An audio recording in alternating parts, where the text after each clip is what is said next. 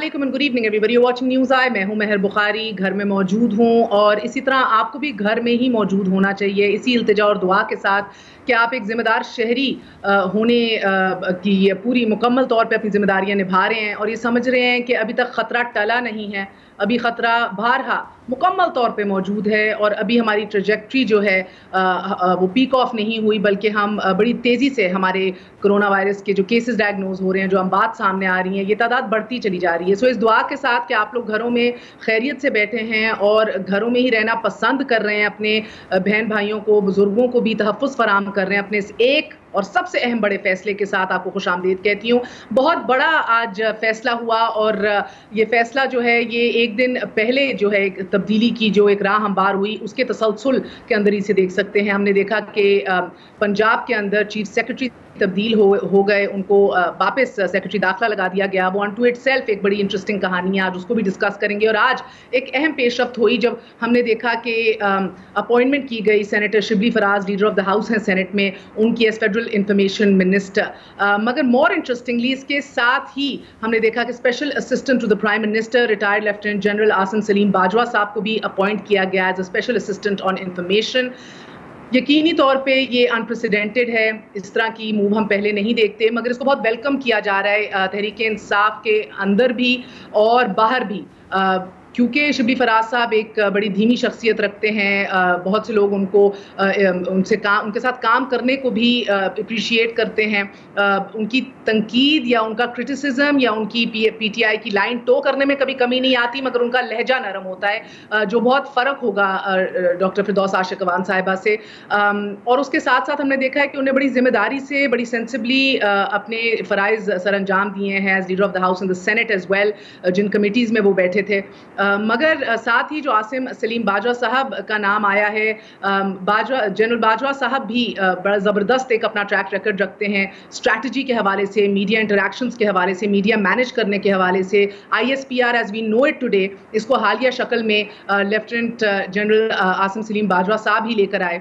बहुत से लोग मीडिया के अंदर भी बहुत खुश हैं, इसको वेलकम कर रहे हैं। बहुत से ऑफकोर्स बुनियादी सवाल अब जन्म लेते हैं। ये बुनियादी सवाल PMLN के हवाले से भी हैं, अपोजिशन में पीपल्स पार्टी के हवाले से भी हैं। मेरी चंद रहनुमाओं से बात हुई PMLN के अंदर, वो इसको देख रहे हैं बड़ा बैरली या बड़ा शक व शुबहात से, ज़रा डर डर के भी वो खुश हैं, वो खुश हैं कि वो ताबड़तोड़ हमले फिरदौस आशिक अवान साहिबा की जानिब से जो आते थे वो कम होंगे।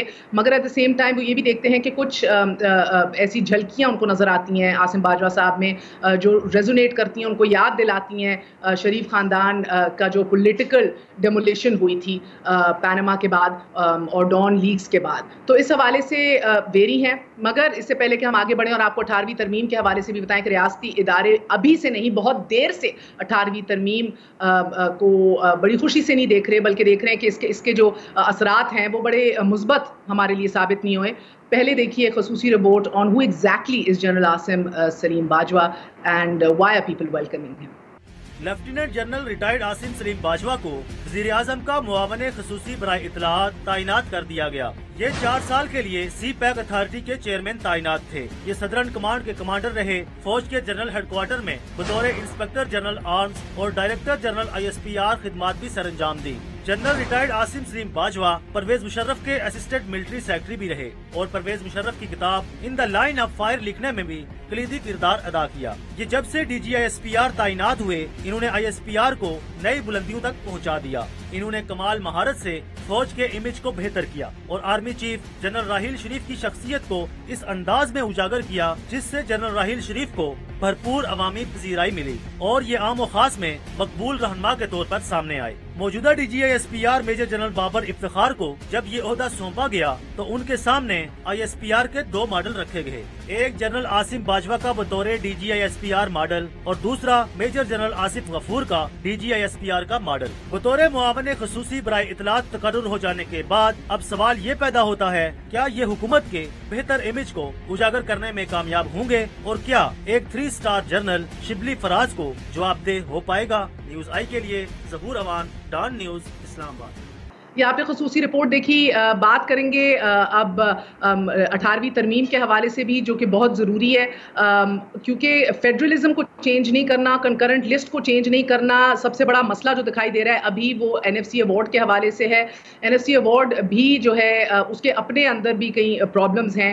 62% जो वफाक है वो बांट देता है सूबों के अंदर, पीछे बचता कुछ नहीं है। और अगर आप उसके अंदर से डिफेंस बजट काट लीजिए, पब्लिक स्पेंडिंग काट लीजिए, अपनी तो end of the day borrowing ही करनी पड़ती है। तो इस सिक्लिकल प्रॉब्लम से निकलने के लिए स्ट्रक्चरल चेंजेस लाने पड़ेंगे। क्या ये करने के लिए तहरीक इंसाफ जो है वो ऑन बोर्ड ले सकेगी पीपल्स पार्टी को, PMLN को, क्योंकि खुद तो उनके पास ये नंबर्स बारहा मौजूद नहीं है। एक छोटा सा वक्फा लेंगे, वक्फे के बाद चौधरी मंसूर को भी खुशामदीद कहेंगे, पीपल्स पार्टी के सीनियर रहनुमा हैं।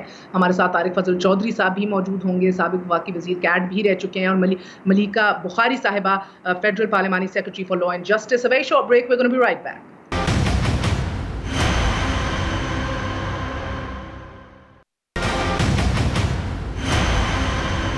वापस आने का शुक्रिया, welcome once again to news eye. Chaudhry Mansoor sahab, आपसे आगाज़ करूंगी।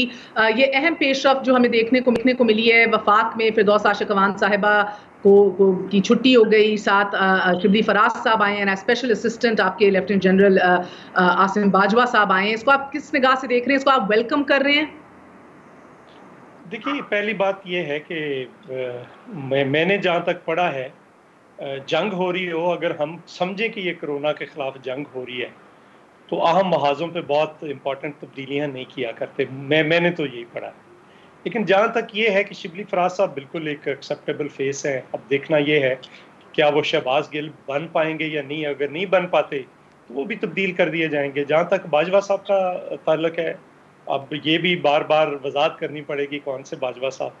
तो आसिम सलीम बाजवा साहब का जो उनकी है, ये मुझे समझ नहीं आई कि ये क्या ज़रूरत है। इतना बड़ा उनके पास काम था, क्या वो काम से हटा दिए जाएंगे या उसको वैसे ही रोल बैक करने जा रहे हैं CPAC को।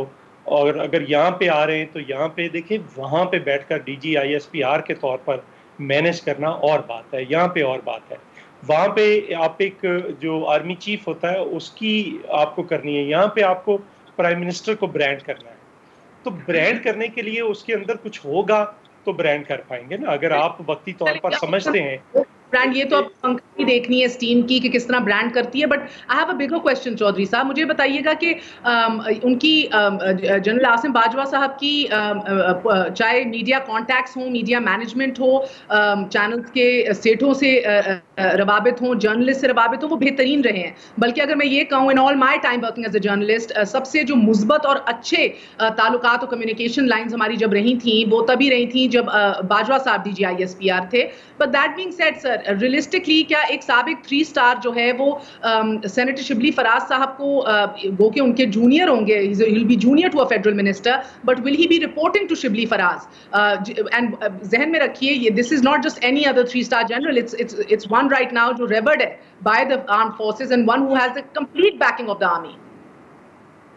हाँ, ये भी एक इम्पॉर्टेंट चीज़ है कि वो किसकी नुमाइंदगी करेंगे, ये भी एक इम्पॉर्टेंट बात है। लेकिन गुजारिश ये है कि जो फेडरल मिनिस्टर है, अजीब बात है कि आज उनका जिक्र नहीं हो रहा, जो जिनको फेडरल मिनिस्टर लगाया गया है। जिक्र ज़्यादातर या डिबेट ज़्यादातर बाजवा साहब पे हो रही है।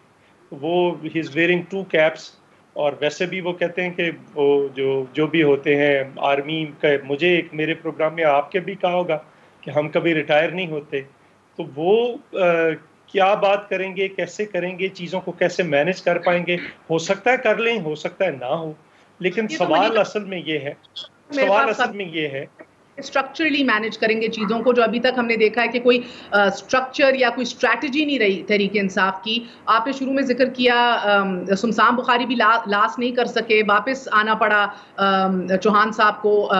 शायद इधर धीमा मिजाज शिबली फराज साहब का भी बहुत लंबी देर ना चल सके, और वही एग्रेसिव टेन्योर जो फिरदौस आशिक अवान साहिबा की पहले लुभाई थी वजीर आजम को, शायद उनको वापस रेस्टलेसनेस हो कि ऐसा ही कोई बंदा आए। मगर as far as I think Bajwa साहब इस कंसर्न में, तारिक फजल चौधरी साहब आपके पास भी आऊँगी। मैंने इब्तदाई में भी ये बात की, मेरे कुछ आपके कॉलीग से भी बातचीत हो रही थी। कुछ खदशात ऐसे जन्म ले रहे हैं कि एक टीम और एक सर्टन पर्सपेक्टिव से आप देखते हैं इनको, क्योंकि आपके टेन्योर में वो डॉन लीज का भी पूरा इशू हुआ, राहील शरीफ साहब की एक्सटेंशन नॉन एक्सटेंशन की भी कुछ बातें आई, आप लोग का एक मौकफ रहा इसके ऊपर, और फिर आज जब हिज़्ब इख्तिलाफ को बाकायदा तौर पे ऑपोजिशन इन वेटिंग है, आपको तनकीद करना है, आपको क्रिटिसाइज करना है गवर्नमेंट की पॉलिसीज को, इश्यूज को विच यू डिसएग्री विद, क्या आप उतना ही खुल के आसिम बाजवा साहब के ऊपर भी तनकीद कर सकेंगे सर? क्या उनको डायरेक्टली मुखातिब करेंगे आप लोग, कीपिंग इन व्यू, और क्या इनको एक बैकग्राउंडर के तौर पे, जिस तरह मुझे आपके सीनियर रहनुमा ने कहा कि शरीफ खानदान की सियासी डेमोलिशन के तौर पे हम इन एक दो चेहरों को हमेशा देखते हैं, तो आप इसी तरह परसीव करेंगे? बिस्मिल्लाहिर्रहमानिर्रहीम। देखिए जी, दो इसमें चीज़ें हैं। सबसे पहले तो जो शिबली फराज साहब की अपॉइंटमेंट है, मैं समझता हूँ कि ये पाकिस्तान तहरीक इंसाफ की हुकूमत के लिए खुशाइंद है। उसकी वजह यह है कि ऐसी पार्टी जिसका जो सदर मुमलिकत हैं वो अपने मुल्क के लिए अनफॉर्चुनेटली गैंग रेप और इस तरह के लफ्ज़ इस्तेमाल करते हैं जो कि मीडिया पे बोले भी नहीं जा सकते। ये वो बात है कि जिसमें आपको शाइस्तगी का एलिमेंट आपको ना होने के बराबर नजर आता है। उसमें शिबली फराज एक ऐसी शख्सियत है तो मैं समझता हूँ कि सबको साथ लेके चलने की जो बात की गई, और बड़ी एक आप ये कहें कि बड़ा डिसेंट और बड़ी सोबर आवाज़ है, जो इनकी हुकूमत में बड़े कम लोग गवर्नमेंट में ऐसे हैं जो इस पाए का कोई अपना प्रोफाइल रखते हैं। दूसरी बात जो आसिम सलीम बाजवा साहब, ये सबसे पहली बात तो ये है कि ये कोई अनप्रेसिडेंटेड इस लिहाज से नहीं है कि रिटायर्ड आर्मी के जो जर्नल हैं, ये कौन सा ऐसा डिपार्टमेंट है जिसमें इनकी अपॉइंटमेंट्स माजी में नहीं होती रही, लिहाजा किसी रिटायर्ड जनरल को कोई अपॉइंटमेंट देना पहली बात तो ये अनप्रेसिडेंटेड नहीं है। दूसरी बात ये है कि जनरल साहब के लिए जो अभी मंजूर साहब ने बात की है, यकीनन ये बहुत बड़ा चैलेंज इसलिए है कि उधर वो आर्मी की बात कर रहे थे या आर्मी का प्रोस्पेक्टिव जो है वो लेके आ रहे थे जब वो DGISPR थे। अब हुकूमत इनको लेके क्यों आई, ये सबसे बड़ा सवाल ये है। मैं समझता हूँ कि उसकी बुनियादी वजह ये है कि इमरान खान साहब पिछले दिनों जो इल्जामात आप सारे एंकर्स को दे रहे थे, मीडिया को दे रहे थे कि मीडिया मेरे बारे में बहुत नेगेटिव रोल प्ले कर रहा है और हमारी गवर्नमेंट के खिलाफ बहुत नेगेटिव एक पॉलिसी चल रही है। अब बात यह है कि जब तक गवर्नमेंट परफॉर्म नहीं करेगी, मीडिया के ऊपर बताएगी क्या? जनरल आसिम सलीम बाजवा साहब जितने मर्जी बासलाहियत हो, अगर हुकूमत की पॉलिसीज नाकामी की तरफ जा रही होगी, अगर हुकूमत की पॉलिसी जो है वो अवाम में मकबूलियत नहीं पा रही होगी, तो वो यहाँ पे भी क्या कर पाएंगे? अब अगर इमरान खान साहब ये समझते हैं कि वो स्पोक्स पर्सन को अच्छा लेके जिसकी मैनेजमेंट बहुत अच्छी रही है माजी में, अपनी कमजोरियों पे पर्दा डाल लेंगे तो मेरा ख्याल है ये मुश्किल होगा। इसलिए मैं समझता हूँ जनरल साहब के लिए बड़ा ये चैलेंज होगा कि आपके पास कहते हैं ना में कि आपके पास बेचने के लिए है क्या, कौन सा सौदा है जो आप बेचेंगे? अगर हुकूमत की कोई पॉलिसी अच्छी होगी तो ज़ाहिर स्पोक्स पर्सन के लिए बड़ा आसान होगा। अब नदीम अफजल चंद साहब एक बड़े अच्छे स्पोक्स पर्सन है, लेकिन मैंने उन्हें मुतादिद प्रोग्रामों में, मेरे साथ भी आए हैं, आपके प्रोग्राम में भी बड़ा देखा है, उन्हें बड़ा लाचार देखा है, इसलिए कि गवर्नमेंट को बाद में अक्सर उनके काम ऐसे होते हैं जो डिफेंड नहीं किए जा सकते। तो यकीनन ये शिबली फराज साहब के लिए, आसिम सलीम बाजवा के लिए मैं समझता हूँ कि बड़ा चैलेंज होगा कि एक ऐसी हुकूमत जिसकी जो अवाम में मकबूल नहीं है, जो मैशत के हवाले से हैं, जो मुल्क में इस वक्त मौजूदा सूरत हाल है, हालांकि अपोजिशन जो मैं समझता हूँ इस हुकूमत को मिली है, ऐसी अपोजिशन की मिसाल ही नहीं मिलती जो चाहती है कि वाकई मुल्क के अंदर कोई बेहतरी आए, मुल्क के अंदर कोई स्टेबिलिटी आए, लोग यहाँ पे कोई इन्वेस्टमेंट करें। पाकिस्तान से जिस तेजी से बाहर भाग रहा है, लोग बाहर भाग रहे हैं, और मौजूदा सूरत हाल के अंदर भी जैसे कि आपने खुद अभी कहा कि घर से प्रोग्राम, हम सब अपने घरों में बैठे प्रोग्राम कर रहे हैं। कल एक बड़ी खूबसूरत बात हमारे एक दोस्त ने की, बात कि तमाम ममालिक ऐसी पॉलिसीज बना रहे हैं कि वो इस वबा से काफी हद तक निपट भी चुके हैं। चौधरी साहब की भी गुफ्तगू सुनी, एसेंशियली एक ये तनकीद जो पहले हो रही थी और अब ज्यादा होने शुरू हो गई है कि क्वासा इलेक्टेड फ्रंट है आपकी गवर्नमेंट का, जिसके अंदर अभी तक हम देखें तमाम तर टेक्नोक्रेट्स इंचार्ज हैं की पॉलिसी मैटर्स के। हफीज शेख साहब हो गए, रजाक दाऊद साहब हो गए, रजा बाकिर हो गए स्टेट बैंक के, सानिया निश्तर साहिबा हो गई, जफर मिर्जा हो अब, और ऑफ कोर्स इजाज शाह गो के he is elected, but Asim Bajwa is now a new name in this list. तो आपको लग रहा है कि एक पार्लिमानी डेमोक्रेसी से हट के आप लोग towards another system जा रहे हैं altogether? थैंक यू महर। मैं एब्सोल्युटली नॉट। महर देखिए, मैं एक दो तीन बातों के ऊपर कमेंट करना चाहती हूँ। पहली बात तो ये कि दो जो आज नई अपॉइंटमेंट्स हुई, जो वज़ीर आज़म ने नई अपॉइंटमेंट्स की, ये जमहूरी रिवायात के मुताबिक हैं और उनके आइनी इस्तेहकाक को इस्तेमाल करते हुए उन्होंने काबीना के अंदर रद्द-ओ-बदल किया है, और जो उन्होंने फ़ैसला किया है उसका कंप्लीट इस्तेहकाक उनके पास है, और पाकिस्तान तहरीक इंसाफ की हुकूमत दोनों अपॉइंटमेंट्स को वेलकम करती है। देखिए, जहाँ तक आप लोग सब बात कर रहे थे, क्योंकि मैंने अपने दोनों कॉलीग्स की तनकीद सुनी, जनरल रिटायर्ड आसिम बाजवा के ऊपर। देखिए, मुझे लगता है कि हम अनड्यू तरीके से कॉन्स्पिरेसीज़ के अंदर जा रहे हैं, हम कयास सराइयाँ कर रहे हैं, ऐसी बातें कर रहे हैं जो बेबुनियाद हैं। देखें, जहाँ तक जनरल रिटायर्ड आसिम बाजवा की बात है, वो एक रिटायर्ड मिलिट्री ऑफिसर है, उनकी इम्पेकेबल इंटेग्रिटी है, उनकी सर्विस पाकिस्तान की आवाम के सामने है, उनका प्रोफेशनलिज्म, उनकी contribution in terms of media वो भी पाकिस्तान की आवाम के सामने, आप सब जर्नलिस्ट के सामने है। तो जो भी हमने फ़ैसला किया है वो आजकल जो हमें मुश्किलात दरपेश है कोविड-19 की सिनारियो के अंदर, या जो भी इश्यूज़ दरपेश है उनको उसके पस मंज़र के अंदर ये दोनों अपॉइंटमेंट्स हुई हैं। ठीक है, मैं आपसे मुकम्मल इत्तफाक करती हूँ। वेरी शॉर्ट ब्रेक, वक्फे के बाद वापस आते हैं नाजरीन। होगी कि क्या वाकई हिज़्ब इख्तिलाफ कोऑपरेट नहीं करती, वरना ये तो बड़ी फ्लेक्सिबल गवर्नमेंट है, ये तो हर एक को पसंद करती है, टेक्नोक्रेट्स को भी अपनाती है, जनरल्स को भी उनसे भी उनकी सलाहियत से और एक्सपीरियंस से भी काम कर इस्तेमाल करती है अपना। मगर ऑपोजिशन से क्या मसला है? और 18वीं तरमीम के ऊपर क्या हम कंकरेंट लिस्ट या फेडरलिज्म के इशू को ना छूते हुए एनएफसी अवार्ड को तब्दील कर सकते हैं? क्योंकि अगर ये ना किया तो चाहे कोई भी गवर्नमेंट हो, PPP, PMLN, PTI, huge deficits के अंदर ये जाते चले जाएंगे। एक छोटा सा वक्फा लेते हैं, वक्फे के बाद हाजिर होते हैं।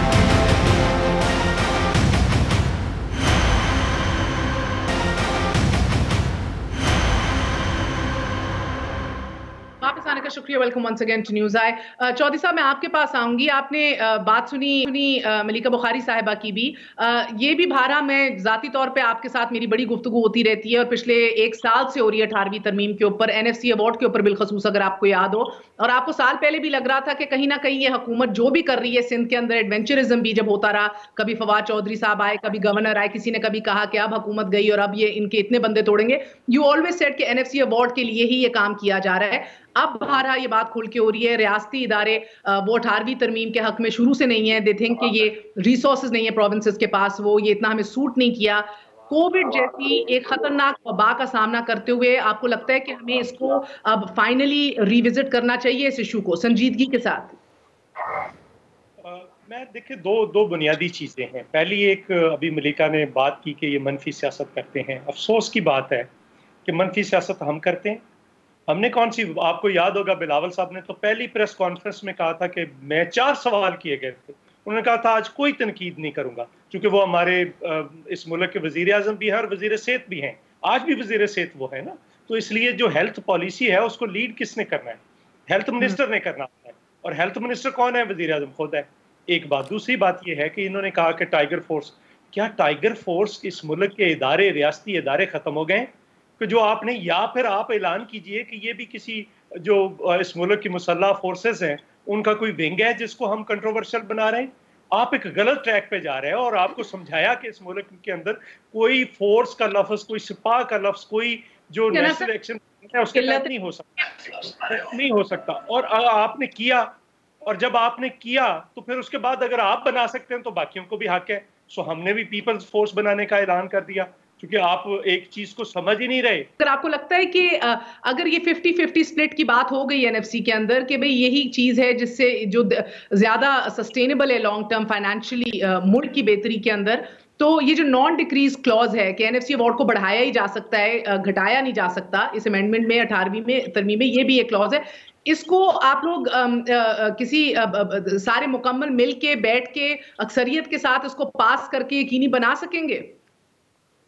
देखिए मेहर, आपने कई प्रोग्राम किए हैं। जब 18वीं तरमीम मंजूर हो रही थी, आपको पता है पाकिस्तान पीपल्स पार्टी की गवर्नमेंट थी और उसमें तमाम जो अपोजिशन की पार्टीज हैं उन्हें भी ऑन बोर्ड लिया गया। और ये मैं समझता हूँ कि पाकिस्तान की फेडरेशन के लिए, पाकिस्तान की चारों इकाइयों को इकट्ठा रखने के लिए बहुत ज़रूरी है कि 18वीं तरमीम को जब छेड़ा जाए तो तमाम पार्टीज को साथ ऑन बोर्ड लिया जाए। पाकिस्तान में कोई भी इस वक्त सियासी जमात ऐसी नहीं है जो जब पाकिस्तान के मफाद की बात होगी तो साथ खड़ी नहीं होगी।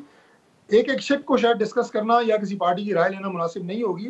मैं ये अर्ज करूंगा कि इसमें एनएफसी अवार्ड है या कोई और चीज़ जिसके हवाले से मुस्तकबिल में अगर कभी बात होती है उसमें कंसेंसस पैदा करना चाहिए। और मैं समझता हूँ कि ये जो आपने बात की थी अभी, तो मंजूर साहब से सवाल पूछा था, मैं जरा इसी तनाजुर में इसी बात को आगे बढ़ाता हूँ कि सबसे बड़ा चैलेंज जो शिबली फराज साहब के लिए, जनरल आसिम सलीम बाजवा साहब के लिए, वो ये होगा कि जो हुकूमती तर्जुमान आ जाते हैं पाकिस्तान तहरीक इंसाफ के मीडिया के ऊपर और उनके पास हाफ कुक्ड इंफॉर्मेशन होती है, वो चारपाई का एक सिरा पकड़ लेते हैं, उन्हें पता ही नहीं होता कि मसला क्या है, सवाल क्या है, उसके पीछे कहानी क्या है।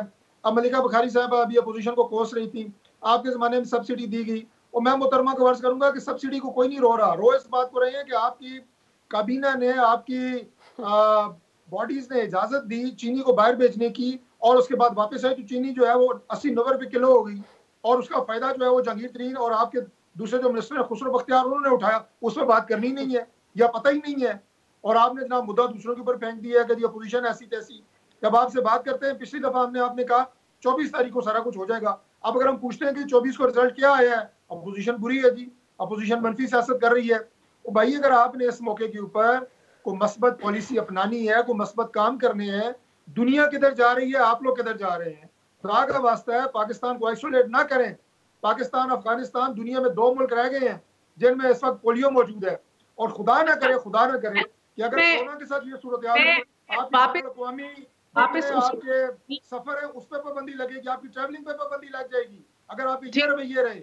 इनको दुरुस्त करें, कोई सुविधा करें, खुदा का वास्ता है। अब मुझे लगता है कि हमारी सिमत तो दुरुस्त ही 18 कि जो हम फेडरलिज्म की तरफ हमने कदम बढ़ाया, बेहतरीन कदम था, शायद ही थोड़ा अधूरा रह गया, और हमें और चीजों को भी एक्सप्लोर करना है, इंक्लूडिंग द फैक्ट कि आपको लोकल गवर्नमेंट्स को एम्पावर करना होगा, इनको मुतहर्रिक करके जिंदा करना होगा फिर से, वरना तो कोई फायदा नहीं है ये ऊपर ये काम करने से, क्योंकि ये डेलीगेशन ऑफ पावर जो है और ये रिसोर्सेज जो हमें जरूरत है, जो 18वीं तरमीम ने नीचे डेलीगेट कर दी, वो तो निचली सतह तक वो स्ट्रक्चर्स खड़े होंगे तो काम शुरू होगा। जी एब्सोल्युटली। मैं पहले तो मैं तारिक फजल चौधरी साहब की बात का छोटा सा जवाब दे दूं। देखिए, मैं कभी पर्सनल अटैक्स में बिलीव नहीं करती और मैं इनके ऊपर पर्सनल तनकीद कभी भी नहीं करूंगी। मैं सिर्फ ये कहना चाहती हूं कि जहां तक ये बात करें स्पोक्स पर्सनस के नॉलेज की, हम जानते हैं, हम इनसे यही बात करें कि आपकी पार्टी एहतसाब के बयानिए को हमेशा से ऑब्जेक्ट करते हैं और एहतसाब के अमल को भी। आपकी पार्टी का हर चीज़ के ऊपर दोहरा रवैया है, चाहे वो इदारों को मुतनाज़ा बनाना हो या चाहे वो सब्सिडी का इशू हो। आप ही की पार्टी के एक्स वज़ीर आला ने 4 साल तवातर से अपने बेटे को सब्सिडी दी। आपके एक्स वजीर आजम ने अपनी बेटी के समधी चौधरी मनीर साहब को सब्सिडी दी। अगर आप सवाल पाकिस्तान तहरीक इंसाफ के अमल पे उठाते हैं तो प्लीज अपनी पार्टी की पिछले किरदार के ऊपर इंट्रोस्पेक्शन भी कीजिए। इतनी बात सिर्फ मैं करूंगी। दूसरी बात, जहां तक महर 18वीं तरमीम की डिस्कशन है, देखिए ये डिस्कशन मंजर आम के ऊपर आ चुकी है। हम तो सिर्फ ये कह रहे हैं कि इस वक्त कोई ऐसा मुसव्वदा हमारे सामने नहीं है जिसके ऊपर हम कह सकें कि 18वीं तरमीम के अंदर फौरी तब्दीली होगी। लेकिन हाँ, ये बात ज़रूर है कि कोई भी आईन की शिक हो या कानून हो, वो सहीफ़ा आसमानी तो होता नहीं है। कानून एक इवॉल्विंग डॉक्यूमेंट होता है। आईन के अंदर भी चेंजेस बारहा आते रहे हैं। 18वीं तरमीम का चेंज भी ऐसे आया, और जो भी अमेंडमेंट होगी वो 2/3 अक्सरियत के साथ होगी और सारी पॉलिटिकल पार्टी से कंसेंसस चाहिए होगा। जहाँ तक हमारा एक्सपीरियंस है, हमें ये लगता है कि उसके ऊपर नजर सानी की ज़रूरत है।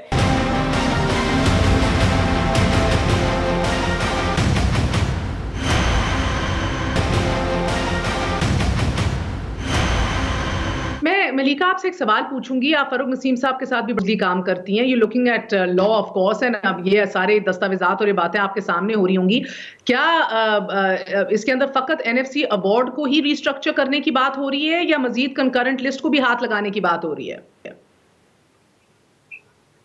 देखिए महर, अगर मैं कोई भी बात इसके ऊपर डिफिनेटिव तौर से करूँगी तो गलत बयानी करूँगी, क्योंकि इसके ऊपर डिफिनेटिव कोई भी डिस्कशन नहीं है, कोई भी मुसव्वदा सामने नहीं है। लेकिन जहाँ तक NFC अवार्ड की बात है, देखिए इसके अंदर एक क्लॉज है 163 जो बात करता है शेयर की। क्या अगर NFC अवार्ड के शेयर वाला जो प्रिंसिपल है वो अप्लीकेबल कैसे है? इज इट अ परसेंटेज कि सूबों को पिछले शेयर की परसेंटेज जितना देना पड़ेगा? तो ये सारी चीज़ें देखनी पड़ेंगी। वफाक को देखिए, हम पहली दफ़ा हुकूमत में आए हैं, देखा कि बिकॉज ये एक कंसेंसस बिल्ड नहीं हुआ तो नैब का ऑर्डिनेंस भी खत्म हो गया। वो भी नैब का लॉ भी आपका मौका ही नहीं मिला आपको उसके ऊपर भी इत्तेफाक बिल्ड करने का, नया कानून लाने का। तो ये बारहा आपके लिए मुश्किल होगा। शायद इसी लाइट में चौधरी मंजूर साहब, एक नई टीम भी आई है इंफॉर्मेशन की, आप लोगों को एंगेज करने के लिए भी। मैं अब इनको कोट नहीं करूंगी, मिफ्ता इस्माइल साहब ये बात बारहा कह चुके हैं। NFC अवार्ड की वजह से सूबों को इतनी आदत पड़ गई कि पैसा हमें आएगा ही आएगा। 90% रेवेन्यू जो स्पून फीड होता रहा, सिंध का वो हमेशा हवाला देते रहे। सिंध का उन्होंने कहा कि सूबा सिंध ने बिलियंस ऑफ रुपीस पिछले 5 साल में खर्च दिए उनके टेन्योर के इरिगेशन कैनाल्स को लाइनिंग करते हुए, and quote unquote with questionable results. अच्छा देखिए, जब से पाकिस्तान बना है उसके बाद एक जब से अयूब खान आए तो उस वक्त से एक सेंट्रलिस्ट माइंडसेट इस मुल्क के अंदर उस वक्त से लेकर आज तक यही कहते रहे। और ये कभी कहते थे कि सूबों को वो कभी कहते थे बंगाली, भूखे बंगाली। हमने सुनी थी ये टर्म्स। और फिर उसके बाद वही माइंडसेट आज तक मौजूद है कि सूबों के अंदर वो सलाहियत नहीं है कि पैसे खर्च कर सकें। 4 भाई हैं तो बड़ा भाई रोज कहता है कि नहीं जी आपके अंदर तो आप अच्छे कपड़े नहीं पहन सकते, इसलिए आप कपड़े ना बनाओ, वो भी मुझे दे दो। आपको खाना अच्छे तरीके से नहीं आता, खाना नहीं आता तो वो भी मैं खा लूंगा, चूंकि आपको तो खाना ही नहीं आता। भी आज गलत तरीके से खाएगा, कल को ठीक खा लेगा। बहुत सारे ऐसे। सबसे ज्यादा पैसा उससे पंजाब को मिला, जो मियाँ शहबाज शरीफ साहब ने इस्तेमाल भी किया, और उससे फिर उन्होंने अपना बहुत सारा ऐसा यहाँ पे डेवलपमेंट का काम किया। उसके बाद सिंध को मिला, सिंध ने कैनाल लाइनिंग की है, बहुत सारे और प्रोजेक्ट्स किए हैं, बहुत सारा काम किया है, थर के अंदर किया है, बेशुमार जगह पे ऐसा काम किया है। जो 2010 के अंदर सैलाब आया था, पहले राइट बैंक को और फिर लेफ्ट बैंक को, आपको याद है, आप कवर करती रही। आधा सिंध एक बार 10 तबाह हो गया, आधा 11 में तबाह हो गया। उसमें स्कूल चले गए, सड़कें चली गई, हर चीज चली गई। उन्होंने वापस वो इंफ्रास्ट्रक्चर जो था उसको रीबिल्ड किया।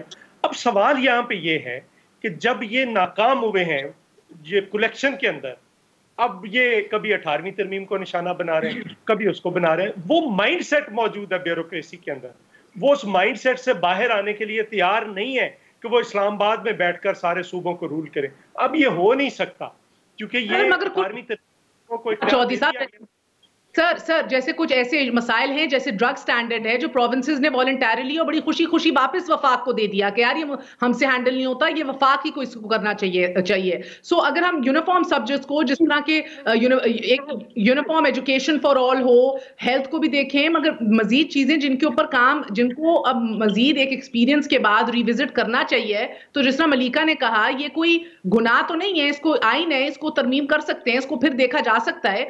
आप लोगों को वैसे भी एनएफसी को टैकल करने के लिए नॉन डिक्रीज क्लॉज को वापस रिविजिट करना होगा। आप सब जी मुतालिया पाकिस्तान में ये पढ़ाएंगे कि जुल्फकार अली भुट्टो ने पाकिस्तान तोड़ा था, तो उस मुतालिया पाकिस्तान को कौन मानेगा? मसला ये है कि बहुत सारी ऐसी चीजें हैं जो आपने की हुई हैं इस वक्त। अब सवाल ये है कि उनको आप जबरदस्ती अगर करना चाहते हैं तो कर लें, अगर इनके पास अक्सरियत है तो कर लें। हम तो नहीं तैयार, क्योंकि सूबों को जो मिला है वो उनका राइट है। ये कलेक्टर है जो एक्चुअल तो कलेक्शन करता है ना। मरकज क्या इसका रोल है? मरकज ने कलेक्शन करनी है, वापस उनको उसके मुताबिक दे देना तो दे। ये और हम तो चाहते हैं कि ये इससे डबल करें। ये बड़े बासलाहियत, ईमानदार और ऐसे लोग आए हैं, इनको 2-3 गुना अब तक बढ़ा देना चाहिए था। अगर बढ़ा लेते तो जरूरत पेश ना आती है इस किस्म की बातें करने की। अब अपनी नाकामी को देखिए महर, जहाँ तक तो अगर चौधरी मंजूर साहब की डिस्कशन ख़त्म हो गई हो तो मैं भी 2-3 बातें आपसे करना चाहती हूँ। जहाँ तक ये बात कर रहे हैं, देखिए एनएफसी अवार्ड की, एनएफसी अवार्ड के थ्रू सूबों को जो अमाउंट मिलता है उसकी एक एप्लीकेशन होती है। इस जहाँ तक सेहत का शोबा है, ये कह रहे हैं कि वज़ीर आज़म जो है वो हेल्थ मिनिस्ट्री के इंचार्ज हैं, ये अच्छी तरह जानते हैं, ये एक्सपीरियंस सियासतदान है कि सेहत का शोबा एक डिवॉल्व सब्जेक्ट है। अब सेहत की एग्जाम्पल ही ले लीजिए, थर की बात कर रहे थे आप, मुझे बताइए कि पिछले 5 सालों के अंदर थर के अंदर कितने बच्चे ग़िज़ाई किल्लत से मर चुके हैं। ऐसा क्यों हो रहा है कि 21वीं सदी के अंदर एक हुकूमत जो है, सूबाई हुकूमत, वो बच्चों को ग़िज़ाई किल्लत से बचा नहीं सकती? और फिर ये बात करते हैं अपनी परफॉर्मेंस की। आला अदालत के जजेस की ऑब्जर्वेशन है, ऐसा लगता है कि सिंध की आवाम का कोई भी पैसा आवाम के ऊपर नहीं लगता है कि सिंध करप्शन की जद में है। ये हम नहीं कह रहे, आला अदालत के जजेस कह रहे हैं। मलिका बुखारी साहब, सुप्रीम कोर्ट ने तो और बहुत कुछ कहा, मगर आज वो हम डिस्कस नहीं कर रहे। मेरा वक्त खत्म हो गया है। मैं आपकी बहुत गुज़ार, आपकी भी मुझे एक फिक्र जी पाकिस्तान में सबसे ज्यादा बच्चों की जो मोर्टेलिटी रेट है वो कोहिस्तान के अंदर है, उस वक्त भी और आज भी। दूसरा ये है कि पिछले साल के अंदर इन्होंने कितने अस्पताल बनाए हैं केपीके के अंदर, और सिंध के अंदर 143 बने। पाकिस्तान में सबसे ज्यादा सिंध के अंदर हॉस्पिटल बने। फिर फजल चौधरी साहब को भी उनका पॉइंट देना पड़ेगा, गलत हो जाएगी। तो आप मुझे इजाजत दीजिए। ठीक है, चौधरी साहब बहुत बहुत शुक्रिया। तारिक फजल चौधरी साहब आपका भी, मलिका बुखारी साहब आपका भी। ये बहरहाल ये एक हकीकत है कि 62% अपना वफाक जो है सूबों को बांट देता है पैसों में से, और उसके बाद जो पैसे बचते हैं उसके अंदर सिविल एडमिनिस्ट्रेशन को भी देने पड़ते हैं, पब्लिक सेक्टर डेवलपमेंट प्रोग्राम्स की मद में भी खर्चने पड़ते हैं, डिफेंस के लिए भी देने पड़ते हैं, सब्सिडीज के लिए भी देने पड़ते हैं। ये एक बहुत भारी भरकम रकम बन जाती है, और इसके बाद भी आपका काम बहरहाल जो है वो आपके खर्चे खत्म नहीं होते और पैसे बचते नहीं हैं, इसीलिए फिर आपको कर्जा लेना पड़ता है। सो ये मुझे लगता है कि पॉलिटिकल लाइन से बढ़ के जो भी हुकूमत हो उसकी यही रियलिटी रहेगी। इसको बहरहाल रिविजिट जरूर करना चाहिए, फेडरलिज्म को हाथ ना लगाते हुए, because that was indeed a step in the right direction. That's it for tonight. Good night, Allah Hafiz.